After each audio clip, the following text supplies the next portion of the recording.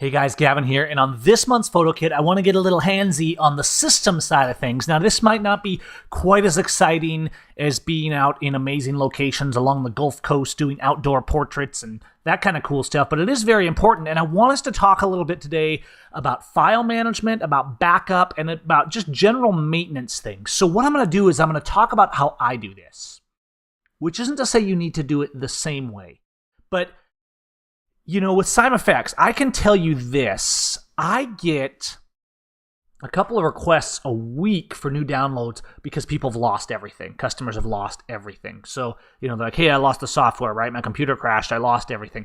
That shouldn't be happening to us as photographers. Now, okay, fine. If somebody emails, if one of you guys sends me an email and you say, hey, I lost my files, we're cool helping out and sending that. But what it tells me is that they're not just losing my files, they're losing other files. Sometimes those files are irreplaceable. And so we want to get good practices in place. But this isn't simply a backup episode. I want to encourage us to do good backup, but I want to show you a little bit about how I organize and manage files. And this is regardless of whether you use Lightroom really or any other program. Okay, the first thing I cringe at is when somebody says, well, I just do all my editing in Photoshop. Okay, Photoshop is not meant for batch management of files. So you at least need a repository, right? Now you can do this with folders in Adobe Bridge, or you can do it with some other viewer, but you need a means to organize your images. I've done workshops and taught private classes and things like that, and most people's images are in total chaos in terms of where they are. Here's the problem. If you don't know where your images are, they're probably not backed up properly. So let's talk about where your images are. Now, let me show you what I've got here. Here's my main drive. This is a RAID 5 array that has like 12 terabytes on it. And you can see in here that I got my main photography folder. I keep it simple. I'm a little bit of a fanatic for organization. And as you can see on my desktop, there's basically nothing there. It starts with the mindset of keeping my information organized so I can get to it. I'm running a business here. And so you won't see icons spreading all across my desktop. Some people like clutter, but the truth is, if your workspace is a mess when you're dealing with the profession or the hobby or whatever of digital files, you're probably going to end up in trouble at some point.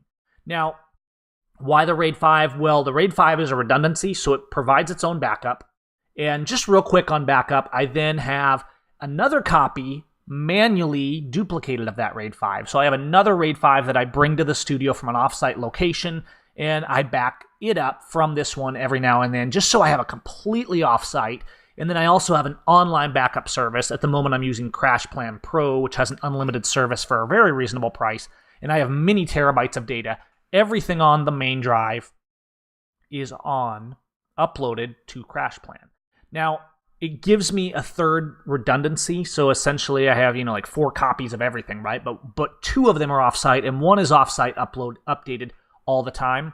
That's really good, but I wouldn't just rely on an online backup system. It's a great thing, but if you have terabytes of data, it could be a real nightmare trying to download all of that. So it's phenomenal for quick restorations of a file, and it's a fallback if I get in really big trouble, but I don't want to have to do a full backup from that. Now looking at my main drive here, and I'm going to take a look at the photography. You can see I have jobs, and inside that I have weddings, portraits, and if I were to go to one of these jobs, I have video, general, etc. Okay? Now, then I have my pending drive. So I have my main photography folder, and then I have an archives folder for old stuff, right? Here's my really old files, but that way they're all nice and tidy on this same drive.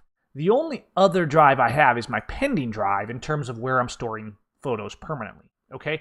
On the pending drive, I might have new products that I'm working on. I might have new photo sessions that I'm working on. And I might have my ongoing projects, for example, like my regular shoots catalog. So for example, I've talked about this on programs and things in the past, and I think I mentioned this in my Super Workflow workshop. I will make a folder for each customer job. If I'm doing a wedding or a portrait or some kind of client work, right? They'll have their own folder, their own Lightroom catalog, and it's all self-contained and tidy, so that 5 years from now, it's not cluttering up my current Lightroom catalog or my Capture One or whatever it is you're using. I can easily take that self-contained folder, archive it onto my RAID 5, or even into my archive folder. Now, why the pending drive? Because the RAID 5 might not be as fast. The truth is, I had my main drive. It used to be a Drobo, and I switched to a RAID 5. And it was like a USB Firewire Drobo, and it was very slow compared to just a single drive because it was doing all the data manipulation. The RAID, I would say, is faster than that old Drobo, at least. And I can work from it pretty effectively. But I like having a drive that's my pending projects, that's internal, so it's in my Mac Pro here, and it's fast and speedy and quick, right? And then my system drive is not where I store photos. I have an SSD for my system drive because it's way, way faster. But I also don't want to store terabytes of photos on my SSD because it would be too costly. Okay, so the pending drive is here's my current projects and my shoots project. I'm not saying this is an essential thing. I'm just showing you how I organize. The bottom line is you want to know where your photos are on your computer and how to back them up. Let's go into Lightroom and let's talk about organizing. You can see this is the shoot we just did recently on the past couple months photo kit. Hope you guys enjoyed that one. And you can see that in my main catalog, right? This is where I put images that aren't a particular client job. This is my everything catalog. And there's like 40,000 photos in here. It's gotten pretty large. Now I have my shoots and projects, right? And I have personal. Personal is like iPhone photos and things like that. Family, home stuff, right? Projects is actual projects. It may not be a client job, but it might be a shoot that I did. It might be my landscape work, things like that. And so what I do, I'm going to right-click on this because I'm looking at folders in Lightroom. Now, this isn't a Lightroom workshop, so in terms of managing folders and collections and stuff, that's a topic for some of our other workshops. But what I do want to do is show you this in the Finder, okay? And you can see in this particular one, I have Shoots Main Projects, and I have it organized by year. So I don't do a lot of subfolders, right? I basically make a new folder each year so that even outside of an application, I can navigate and find images from a given year. I'm not reliant on the Lightroom catalog at that point. Gives me a little more degree of organization. But at the same time, I don't need hundreds of folders because I can sort and make collections and things like that in Lightroom that are elements stored within the Lightroom catalog. It's not actually moving the files. The important thing to note here is that I'm importing files to a single location. So all my files of my personal projects and landscapes and things like that will go into this 2017 folder this year, all right? And there might be a few folders into it, like the shoot of Anna over on the Gulf Coast that we did, right? I made a subfolder for that just so within the 2017 folder, it's easy to filter out. But I could also have dumped them all in there and just made a collection. And a lot of times throughout the year, I'll have a few photos for significant projects, a few folders rather, for significant projects that there are a lot of photos of. But I won't get carried away with that. So now I can go in here and I can quickly get to this. I could take the favorites and I could go to a collection. I could also filter these down like we did during the editing session to my favorites, right? The point is twofold here. Number one, I have a plan in my mind. I'm not saying to Lightroom, just import the photos. This has always been a pet peeve of many of these kind of applications to me because it kind of encourages you just to drop in photos from wherever they are. From a organizational backup and professionalism standpoint, I find that to be a terrible idea. Because if you're dragging photos in from random locations, right? Maybe some of them are on here, some of them are on that external drive, and some of them are there, and some of them on your desktop, and some of them are here. Pretty soon what happens is you clean something out or you lose a drive or it gets stolen or it crashes or something like that, and you realize that you had a segment of your images that was outside of your backup sequence. In my case, I know that I don't really need to worry about backing up what's on my system drive for the most part because it's mainly my system files. It's my OS. It's my applications. It's stuff that I can easily re-download, which is not to say I don't back up that drive offsite as well, but I'm not as critical about it. My pending drive is where all my currently active projects are going because it's a fast internal drive that I can work with, okay? Then my main drive is where everything. My life's work is on the main drive. And also I can look in to the stuff in here, and I have all this stuff, but I also actually have an automatic backup of the pending drive. So while the pending drive and the main drive are both stored on the cloud in a backup, I have an automated backup program. I'm using Sync for Mac at the moment, but there's different ones out there that basically every night is going through and making a copy of the pending drive onto the main drive. But the pending drive is also on the cloud. So my pending projects, it actually means I have a couple more copies of. Of course, my pending jobs are probably my most important. Theoretically, if I lost a wedding from 10 years ago, I wouldn't have any liability for that. But I never have, because I try to keep the system organized. So while the main drive has my archives from past years, it also has the backup of my pending archive. It has a backup of my Dropbox, of my mail, things like that, so that essentially everything is on that RAID at any time. And if my pending drive fails, I could swap a new drive in and pull the pending backup from the RAID without having a dated offsite copy or a cloud copy. How you organize your drives is up to you, but you can see that I essentially have two drives, a working drive and then a huge conglomerate drive that's massive that I can store everything. My main drive keeps getting bigger, so I keep having to get larger and larger drives to accommodate it because I like my work all on one drive, not scattered around. Okay, let's pop back into Lightroom real quick. So here from Lightroom now, I know where everything's at. If I'm going to import images into Lightroom, I don't just add them from wherever they are. But sometimes maybe you've temporarily copied them to a folder and they're on the desktop. Well, I don't add them, I copy them, and then I go down here and I go to Media and I select where I want them in the drive so that I make sure I have a copy. What this means is that even without Lightroom, I know how to find all my images, I know how to back up all my images. And if something goes wrong where Lightroom loses track of something, I'm not scrambling saying, where did I put it? Where did I put it? Because I have a consistent system for those files. So good organization, in a sense, is a backup in itself because it makes your backups more secure, but it also makes your workflow more secure because you're not just looking around all over the place. You're not saying, oh, I have to plug in that drive. And it has been some degree of work. Maintaining a master drive that's big enough to hold all my life's work does require a pretty large drive. Now, maybe you decide to have 2 drives, but whatever you do, make sure you have a plan. Make sure they're consistent. You don't want to have years and years of work on your computer, but you have to dig through and find that certain portable external drive that you haven't seen for a year and plug it in because otherwise the photos are missing from a Lightroom catalog. Have things organized and kept track. That's why if it's a client job, I have a dedicated Lightroom catalog for that job, and I keep it in the same parent folder as their images. So that if I come back 5 years later, even though I'm going to have to upgrade the Lightroom catalog to open it and things like that, I'll know that everything is self-contained within that customer folder. As a side note, I do essentially the same thing for video. You know, if I have a video and I'm working on stuff in here, I will go in and I'll have the photo kit videos and I'll have all this stuff in here, right? I'll have each project organized by project, and then within that I'll have a premiere project.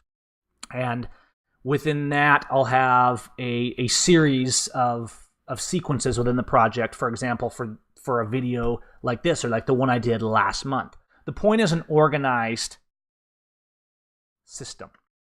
The other thing is having my software in order, because we're not just talking about backup. And when I say having my software in order, I mean knowing what tools I'm going to use and how I'm going to use it. If I just want to hook my phone up real quick and bring an image in, I'm going to open up Image Capture, which is just the basic default on my Mac. Now, I could also import directly from Lightroom, but if I want to quickly grab a video or something off my phone, I do it.